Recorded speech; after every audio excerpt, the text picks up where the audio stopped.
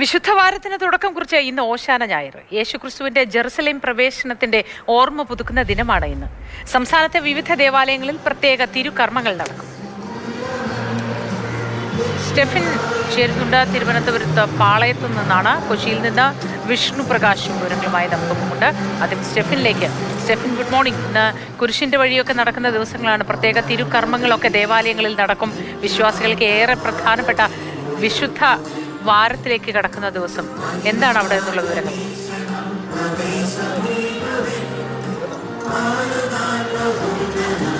മൂത്തി, ലോകമെമ്പാടുമുള്ള ക്രൈസ്തവരെ സംബന്ധിച്ചിടത്തോളം അതിസുപ്രധാനമായ വിശുദ്ധ വാരത്തിലേക്കാണ് പ്രവേശിക്കുന്നത്. അതിൻ്റെ തുടക്കമാണ് ഓശാന ഞായർ.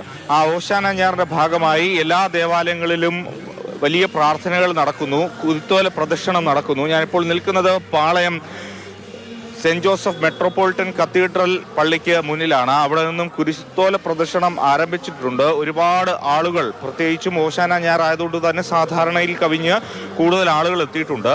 പ്രത്യേകം എടുത്തു പറയേണ്ടത്, ഇത് പ്രധാനപ്പെട്ട ഒരു ദേവാലയം ആയതുകൊണ്ട് തന്നെ സമീപ ദേവാലയങ്ങളിൽ നിന്നും കൂടി ആളുകൾ ഒരുപക്ഷെ ഇങ്ങോട്ടേക്ക് കൂടുതൽ സാധാരണയായി എത്താനുള്ള സാധ്യതയുണ്ട്. അതുതന്നെയാണ് ഈ ഒരു ഇത്രയധികം ജനബാഹുല്യത്തെ നമ്മൾ കാണുന്നത്.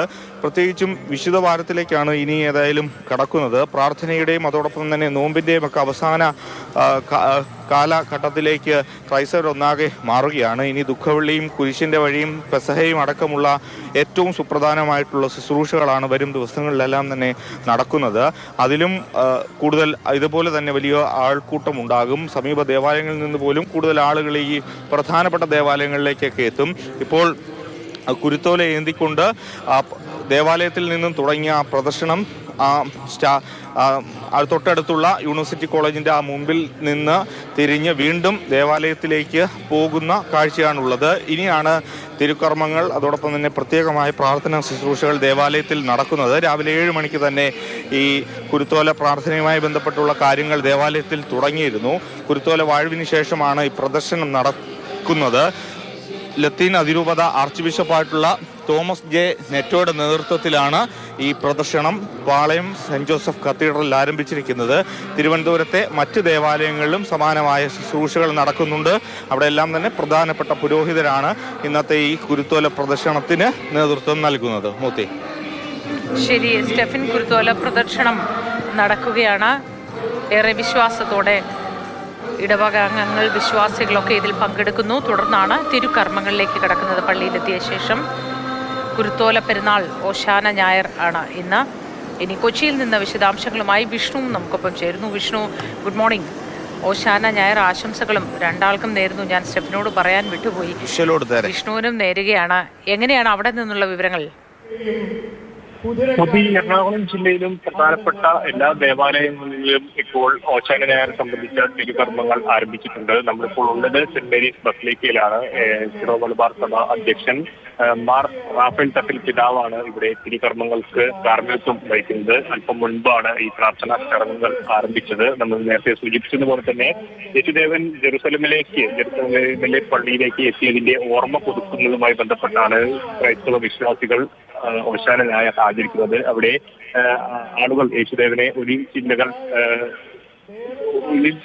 വീശി ജെറുസലേമിൽ സ്വീകരിച്ചതിന്റെ ഓർമ്മ പുതുക്കിക്കൊണ്ട് കുത്തോലകൾ, അതിന് പകരം കുത്തോലകൾ വീശി ഇവിടെ കുത്തോല ഓശാന ഞായറായി, ഇവിടെ കുത്തോല പെരുന്നാൾ കുത്തോല ഞായറായി ഇവിടെ ആചരിക്കപ്പെടുകയാണ്. ഏതായാലും വലിയ വിശ്വാസി സമൂഹം ഇപ്പോൾ വിവിധ ദേവാലയങ്ങളിലേക്ക് എത്തിത്തുടങ്ങിയിട്ടുണ്ട്. പ്രത്യേക പ്രാർത്ഥനകളും അതുപോലെ തന്നെ പ്രത്യേക കർമ്മങ്ങളുമെല്ലാം ഇവിടെ ഒരുക്കിയിട്ടുണ്ട്. ഇനിയിപ്പോൾ അല്പസമയത്തിന് അകം തന്നെ ഈ കുരുത്തോല അകമ്പടിയോടെയുള്ള പ്രദക്ഷിണം ഇവിടെ ആരംഭിക്കും.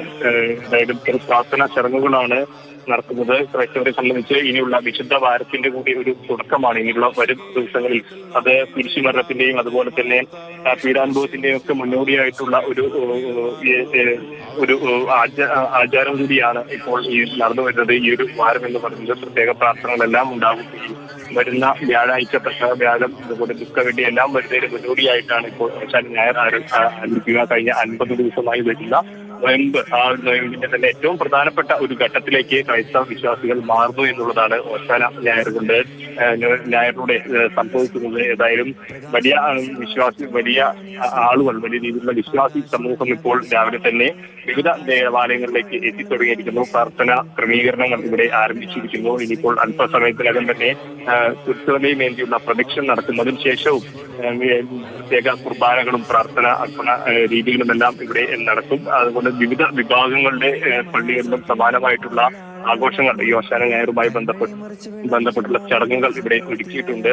എന്തായാലും മലയാറ്റൂരടക്കമുള്ള ഈ ദേവാലയ പ്രത്യേക സ്ഥലങ്ങളിലുണ്ട്. അവിടെയൊക്കെ ഈ മല കയറുന്ന കുരിശുമുടി തീർത്ഥയാത്രയടക്കം ഇതിനോടകം തന്നെ ആരംഭിച്ചിട്ടുണ്ട്. സാധാരണ ദിവസങ്ങളിൽ ഇന്നിപ്പോൾ ഞായറാഴ്ച ഓശാന ഞായറുടെ ഒരു പ്രത്യേകത കൂടി കണക്കിലെടുത്ത് ധാരാളം ആളുകൾ ആ ദേവാലയങ്ങളിലേക്കും എത്തും എന്നുള്ളതാണ് മനസ്സിലാക്കുന്നത്. പ്രത്യേക ക്രമീകരണങ്ങളെല്ലാം, ഇതിനുവേണ്ട സജ്ജീകരണങ്ങളെല്ലാം ഈ വിവിധ ദേവാലയങ്ങളിൽ ഒരുക്കിയിട്ടുണ്ട്. ഇപ്പോൾ റാഫേൽ തട്ടിൽ പിതാവിന്റെ നേതൃത്വത്തിലുള്ള